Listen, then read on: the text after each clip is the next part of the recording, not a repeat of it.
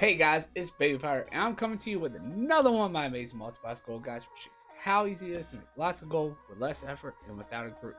Now, today, this video is going to be another one of my multi-box mining videos. As I told you guys, I was going to try to cover every area, every zone, everything, so we can figure out exactly which ones will provide the most, at least the way I do it anyway.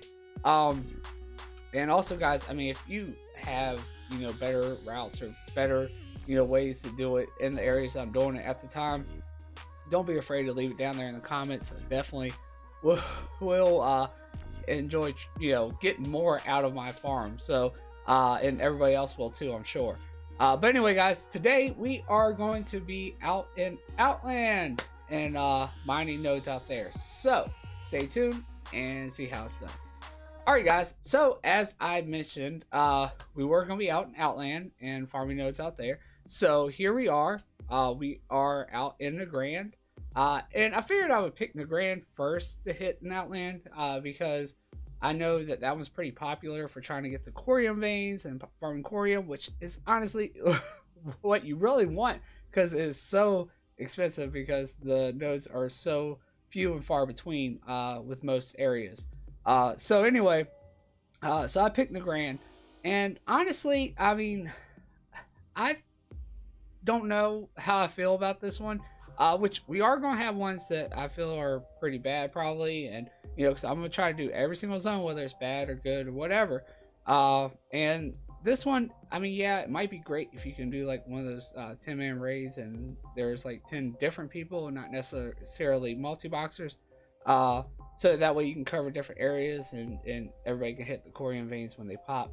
But I just feel like it was too big to be doing it solo and, solo multi-boxing even. As, I just, even other than the corium nodes, the other nodes just seemed like they were few and far in between. Even once I got the route down. Basically, I first tried to go all the way around and everything in a circle, trying to hit the edges. Then I went through the middle and just went up and down, trying to find all the nodes. I even tried to follow this route that, as I've mentioned before in my first two videos that I did, which my last one was the iron ore mining out there in Feralis. So if you haven't checked that one out, I'll leave a link up the top of the screen. Go check that video out. It's definitely a good spot, actually, for if you're looking for iron ore and gold ore and silver ore, I think. But anyway, I even, with these other routes that you see on here, those are provided by Golden Routes, who makes a bunch of routes and stuff. And I actually got some of those from him. He makes some really good routes, but these aren't actually focused on mining anyway. And actually, I couldn't even access them in my routes add-on. So honestly, I don't know where he put them. But I'm sure they're for like rares or chests or something. And this one's probably actually, I don't know what this one might be for. But anyway, like I said, the spread one right here is the actual route that I came up with. As you see here, it does go around some of the edges, but then it also cuts into the middle and then goes around the edge out here. And then you actually cut back through the middle going this way. And one reason why I didn't really like this one too much is there's a lot of going into caves and stuff like that. As I just don't really, I really like the areas where you can just stay outside, fly by, farm, get back into flight form. I don't like it where you have to go into caves and stuff that much. But it definitely was looking like you got majority of your stuff from the caves out here. So there was a lot of doing that. I mean, there's a cave right here where I'm at right now. That's where you're seeing all these nodes here from the GatherMate add-on, which that's what shows all these, and that's the way I'm able to map them out. But yeah, I mean, you see a couple here on the outside, but as you look where all the caves are, that's where majority of the nodes you're seeing that I've collected is around where the caves are. There's another cave right here where you see a big pile of them. Other than that, I mean, you just see like a couple here, a couple there. That's about it. So really, I don't like that part about it. I don't like the fact that you really pretty much have to go into caves here, it seems like, to really get the ores, and the caves are so spread out from each other. So anyway, let's go ahead and take a look at what I did get. So if you look right here, this is what I got. Let me pull that back up here. I got 650 of the adamantite ore. I got 202 of the fel iron ore, 92 of the eternium ore, 31 of the corium ore, which is a really nice one.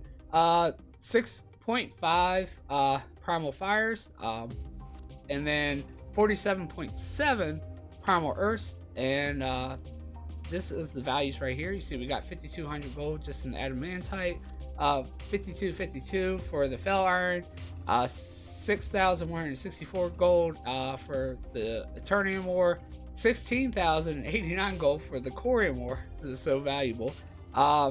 2,093 gold for the primals, and then 1,812 gold for the primal earth, and for a total of 36,610 gold. Now that is off the market value. Is the way I did, because that's the way my add-on that used to actually tell you the value in your bags used to go off of. It used to go off the actual market value, and so it might be a little less or a little higher sometimes than what I might actually be able to get off of it. As you see here with the adamantite ore, you know, there's showing a market value of 8 gold a piece, and it's showing minimum buyout on my realm at 6 gold a piece. And then like with the fel iron ore though, it's the opposite. It's showing 26 gold for the market value, but 99 gold on my realm for the minimum buyout. So yeah, so some things, you know, it might actually give me less or give me more. Same thing with the corium, is actually like almost 200 gold more per corium ore. But anyway, I'll probably still, with some of this, I'm trying to get into crafting, so I'll probably try to make like bars and stuff out of the stuff, and try to like level blacksmithing or something like that. But yeah, definitely come try it out, and you know, see, you know, if this route works for you. If you have a better route, or you know, anything as far as finding the corium stuff better, let me know. Definitely would like to find a better way to do this area if there is one.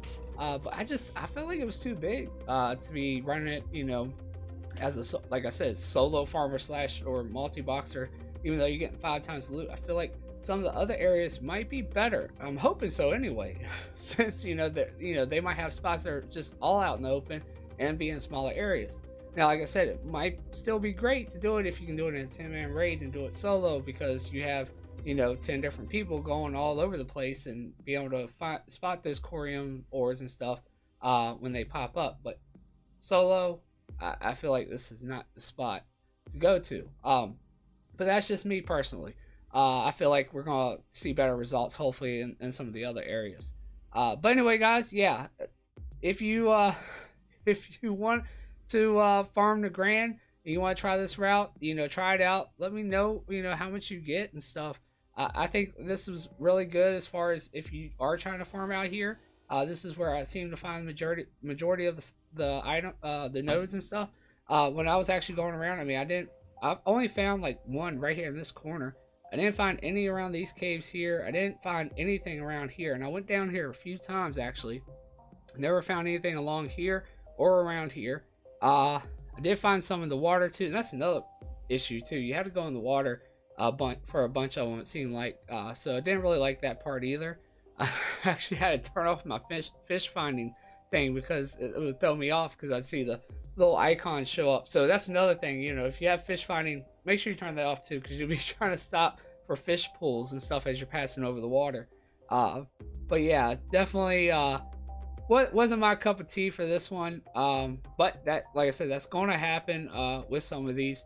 We will run into some that I personally might not care for. You might love them, or you know, I might love them, you might not care for them, or we both might not care for them. But I do want to get down to the nitty gritty and find out which ones we can actually find the most ores and stuff out of, and so that way we can, you know, label it down, and also just to find which ones we enjoy doing more, because there might be some that don't provide as much but we enjoy it more. Because like this one, where I didn't really enjoy the fact that I had to go into caves and the water and stuff, I might still find one that doesn't give me as much, but I will enjoy it more because I don't have to go into caves and water. As you see here, guys, we will actually go into one of the caves here. It's probably going to be like, see, we're right outside this one, and I'm sure there's going to be like a couple spawned in here. Yeah, see, and I mean, when you have to go into these caves like this, I mean, you have to clear the mobs. You might be able to run by them, but see, there's already 2 nodes like right here, which is nice. It's in one little convenient area. But I mean, the fact is, you're not flying. It's taking you longer to get to them because of that.